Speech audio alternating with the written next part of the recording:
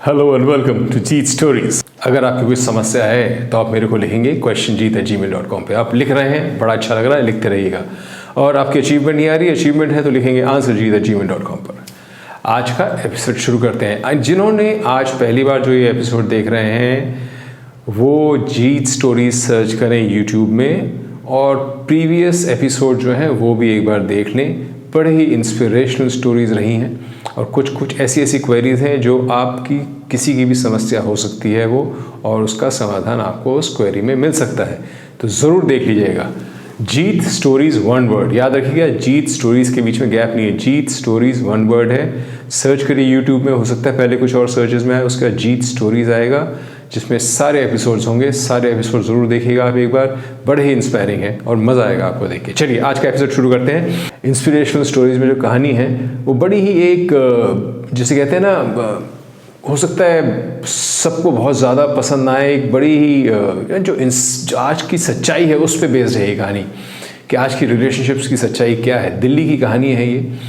और आज lean on me में एक क्वेरी आई है जिसमें कि एक 23 साल की महिला कह रही है कि मुझे एक 30 साल के मैरिड मैन से प्यार हो गया और आगे मुझे क्या करना चाहिए, क्या ये सही है गलत है, तो वो देखेंगे लीन ऑन मी में। ठीक है, तो अब शुरू करते हैं इंस्पिरेशनल स्टोरी से। तो ये कहानी, जैसे मैंने बताया, दिल्ली बेस्ड कहानी है। ये दो इंसानों की कहानी है, two people in love, Neha और गौतम। नेहा एक नेत्रहीन लड़की और गौतम उसका दोस्त, उसका हमदम।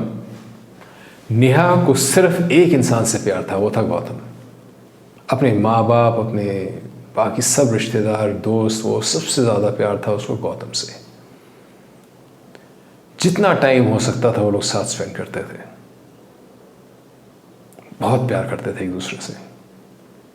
पर नेहा बहुत परेशान थी क्योंकि वो देख नहीं सकती थी और गौतम से हमेशा कहती थी, अगर मैं देख सकती तो मैं तुमसे शादी कर लेती और तुम्हारी बहुत सेवा करती, मैं बहुत प्यार करती। गौतम लेकिन इतना दिल का सच्चा लड़का था, वो कहता था कोई बात नहीं यार, तू नहीं देख सकती ना, कोई दिक्कत नहीं है, मैं अभी भी शादी करने को तैयार हूँ। लेकिन नेहा नहीं मानती थी कि नहीं, मैं बोझ नहीं बनूंगी, मैं तुमसे शादी नहीं करूँगी, अभी नहीं कर सकती, जब तक देख नहीं सकती तो फिर शादी नहीं करूँगी। तो ये चलता रहा कुछ साल। उसके बाद नेहा और ज़्यादा डिप्रेशन में चली गई। उसने बिल्कुल ही मतलब एक तरह से बातचीत करनी लोगों से बंद कर दी, खाना पीना कम कर दिया, परेशान रहने लगी ऑल द टाइम। तो एक दिन एक हॉस्पिटल से लेटर आया इनके फादर के नाम, सेइंग के किसी ने अपनी आंखें डोनेट कर दी है। यानी कॉर्निया होता है जो रिप्लेस हो जाता है और जिससे लोगों की आँख यानी कि आई साइट वापस आ जाती है। तो किसी ने कॉर्निया अपना डोनेट किया था, आंखें डोनेट करी थी, उसमें से कॉर्निया निकाल के नेहा को दिया जाने वाला था। जनरली क्या होता है कि जो पास में जो मर चुके होते हैं वो अपना कॉर्निया डोनेट करते हैं, बट कभी कभी ऐसा भी हो जाता है कि बहुत ही रेयर ऑफ रेयर केसेस में कि किसी जीवित आदमी भी जो वॉलंटरीली देना चाहे ज़बरदस्ती, वो अपना कॉर्निया डोनेट कर सकता है and it can be given to the other person. So उसने अपना, किसी ने कॉर्निया डोनेट कराया अपना, और आप आके अपनी सर्जरी की फटाफट तैयारी करें, आंखों के ऑपरेशन होगा और कॉर्निया रिप्लेस करा जाएगा। तो ये लोग पहुँचे हॉस्पिटल, नेहा का ऑपरेशन हुआ और कुछ ही दिनों बाद, ऑपरेशन के 3-4 दिन बाद, वो पट्टी हटाई गई और देखने लगी। बस 1-2 दिन का और स्टे था, उसके बाद ये हॉस्पिटल छोड़ने वाली थी। तो वहाँ कोई इससे मिलने आया हॉस्पिटल में। तो नेहा ने उसको देखा, उस लड़के ने नेहा के पास पहुँचा और नेहा का हाथ पकड़ लिया। नेहा को ऐसे हाथ करा और नेहा ने उसका हाथ पकड़ा और एकदम पहचान गई नेहा उसका हाथ पकड़ती। आप गौतम हो? कहती हाँ। मैं लड़का कहता हाँ मैं गौतम हूँ। हाथ पकड़ती थी और नेहा ऐसी पहचानती थी उसको हाथ पकड़ के, तो हाथ पकड़ा और एकदम पहचान गई कि आप गौतम हो। तो फिर नेहा ने एकदम रियलाइज़ करा कि यार ये तो अंधा है, ये लड़का तो देख नहीं सकता, ये तो अंधा है। तो गौतम ने फिर बात करी उससे कि भाई अब आप देख सकते हो नेहा, तो क्या आप शादी कर सकते हैं? तो गौतम को देख के नेहा ने कहा बिल्कुल नहीं, आप तो अंधे हो, आपने मेरे को भी बताया नहीं कि आप भी अंधे हो। तो गौतम चुप रहा। तो नेहा ने कहा बिल्कुल मैं आपसे शादी नहीं करती, मैंने अपनी जो ऑलमोस्ट जो सारी 22-23 साल हैं वो सारा निकाल दिए अपने जीवन के बिना कुछ देखे। अब मैं किसी और का सहारा नहीं बन सकती, अब मैं एंजॉय करना चाहती हूँ ज़िंदगी में, घूमना चाहती हूँ, फिरना चाहती हूँ, मैं किसी का सहारा बन के नहीं बैठ सकती अब। और वो मना कर दिया उसको साफ। अगले दिन वो हॉस्पिटल से चेकआउट कर गई, नेहा अपने घर, गौतम अपने घर। कुछ महीनों बाद नेहा के पास एक मेल आया, देख सकती थी ईमेल आईडी वाला क्रिएट कर लिया था, तो नेहा मेल आया। उस मेल में लिखा था, Neha I hope you enjoying your self, आप अच्छी हो, आप एंजॉय कर रही हो अपनी ज़िंदगी, अब आप देख सकती हो, घूम फिर रही हो, बस एक काम और करना, मेरी आंखों का ख्याल रखना। होते हैं सिर्फ रे दीवाने, आंखें दे दी अपनी ताकि नेहा दिख सके। होता है क्या ऐसा? बताना मेरे को यार, ऐसा होता है कि नहीं? अगर आपको लगता है ये ऐसा होता है और अभी भी ऐसा हो रहा है तो ज़रूर लिखना है, ऐसा कुछ हो तो ज़रूर लिखना है मेरे को answerjeet@gmail.com पर। आपकी कहानी भी सुनाएंगे लोगों को।